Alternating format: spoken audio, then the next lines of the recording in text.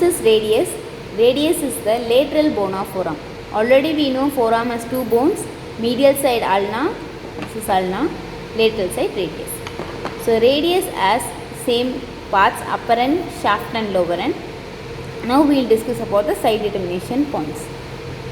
Side determination point is the head and this is radial tuberosity. This Ruffman impression is present on the radius, so it is known as radial tuberosity. It should face medially. This sharpest border is medial border, so it should also face medially. The anterior aspect should be flat on the lower end and the posterior has some impressions. So the anterior aspect should be flat, radial tuberosity should face medially. On the lateral aspect you have a process known as styloid process. Again same as ulna. Lateral aspect has a styloid process, radial tuberosity should face medially and the medial border is the sharpest among them. So now we will discuss about the parts. Upper end.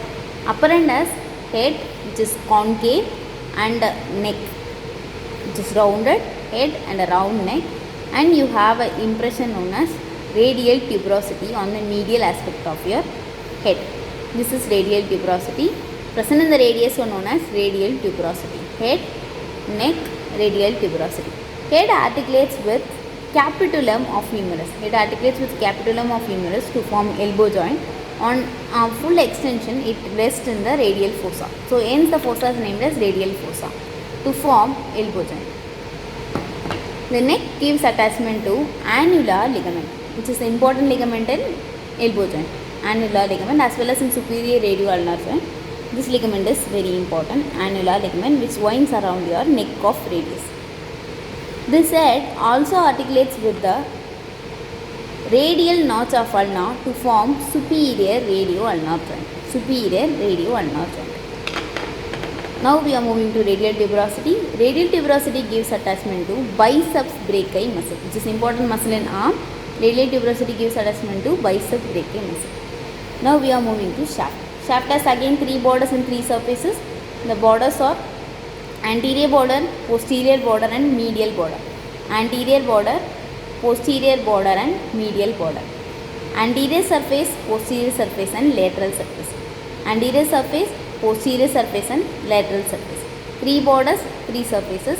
Anterior border, posterior border, medial border. Towards the radial tuberosity is medial aspect. So medial border, which is the sharpest border, otherwise known as interosseous border. Between the two bones are known as interosseous border. Like ulna, lateral border is interosseous. For radius, medial border is interosseous. Surfaces anterior, posterior and medial. Now we are moving to lower end. Lower end has 5 surfaces. This surface is anterior surface.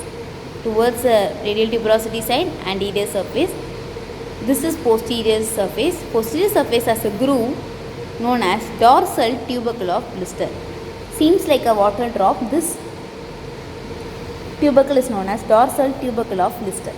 It has 4 extensor grooves. 4 extensor grooves, which is an impression created by your extensor tendons. Extensor grooves, 4 extensor grooves, and the tubercle known as dorsal tubercle of blister. Dorsal side it is present. It is a tubercle present on the dorsal side, and it is named after the inventor, dorsal tubercle of blister. Anterior aspect is flat. So anterior aspect is crossed by radial artery, where we can palpate your radial pulse. Radial artery is crossed anteriorly. Posterior aspect has a dorsal tubercle of blister and 4 extensor grooves. On the medial aspect towards the radial tuberosity side, you have a notch known as ulnar notch of radius.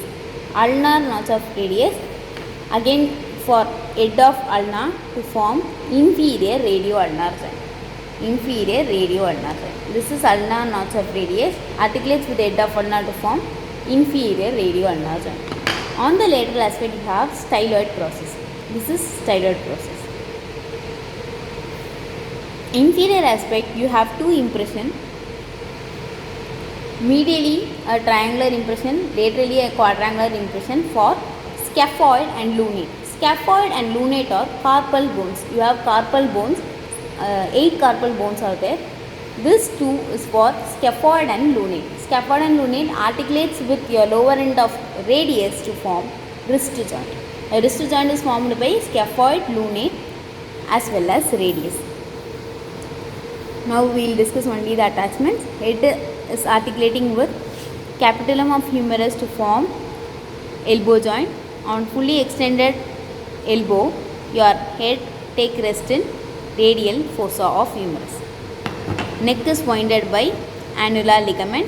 Radial tuberosity gives attachment to bicep brachii muscle. Head also attached with radial notch of ulnar to form superior radio-ulnar joint.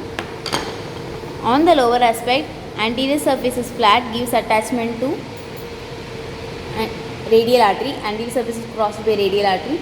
Posterior surface, you have a dorsal tubercle of Liston and 4 extensor grooves for extensor tendons. Medially, you have ulnar notch of radius for head of ulna.